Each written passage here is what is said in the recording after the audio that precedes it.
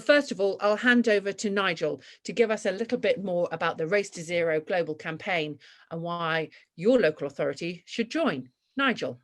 Well, first of all, Polly, thank you so much for inviting me, and thank you to you, UK100. I know you've worked closely with C40 and CDP and WWF on the pledge, and it's really exciting. You know, my role is to work with everyone who's not a national government to drive ambition and action. So this is the funnest part of my work, when I just turn up and you're doing all the hard work of driving more ambition and action. And I love the fact that your slide's already out of date. You know, the one that says join 30 plus leaders, it's now 40 plus leaders. So and you know, I'm hoping there's maybe 4 or 5 local authorities on the call who can commit during the call, so we can get to 45 by the end of the call.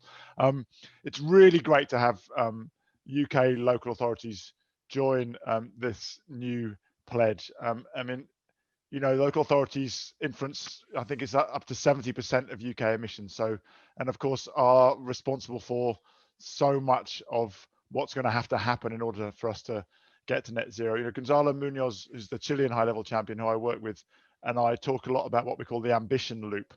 That yes, we need national governments to raise their ambition, but we also need non-state actors, which is the UN language for the people that I'm mandated to work with. So local authorities, cities, regions, businesses, investors.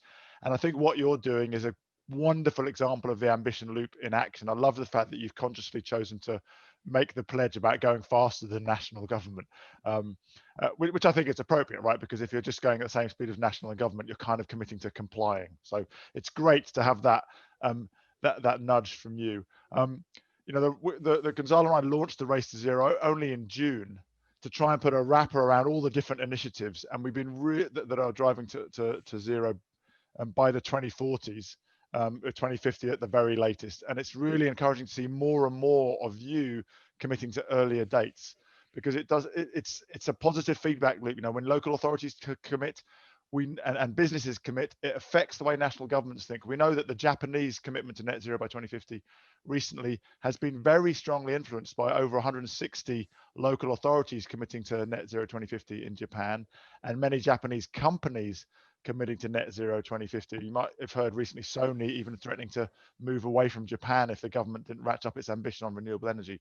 So just never forget the power of your individual and collective commitment.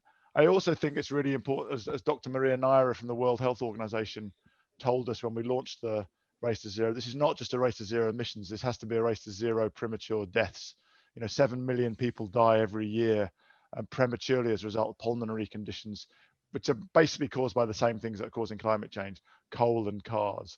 So it's great to see so many UK authorities leading on cleaning up the air, which is, you know, as well as cleaning up the climate, and that some of the moves on at the national level on combustion engine phase out have also been very much influenced, it's clear, by cities taking a leading role, again, ahead of the government. So that ambition loop going.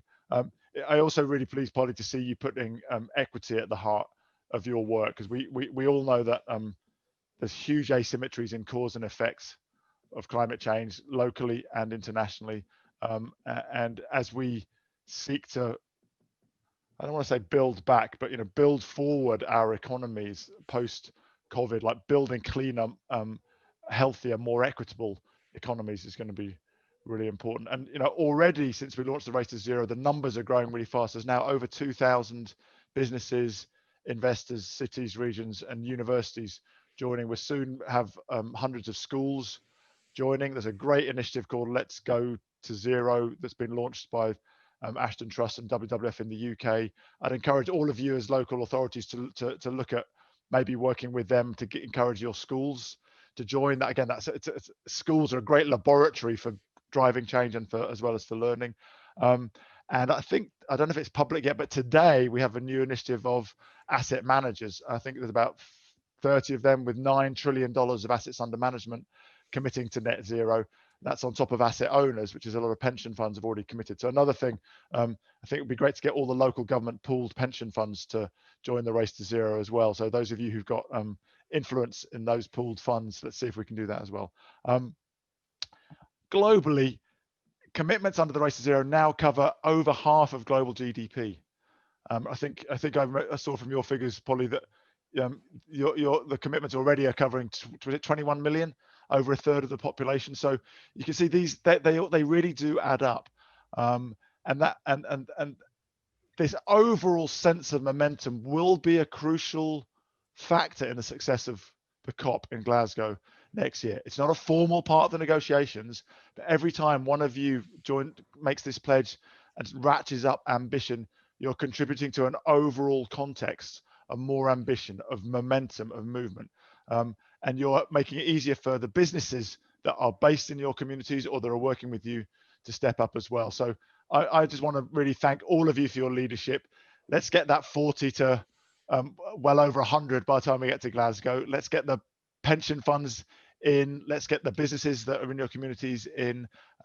Let's get everybody to join the race to zero, because as we say, this is one of those races that we actually will only win if we're all in it together. So Polly, thank you so much for your leadership and for everybody on the call. And let's get everybody in, and anything I can do to help you on the race to zero as we ramp up ambition on the road to Glasgow, just ask.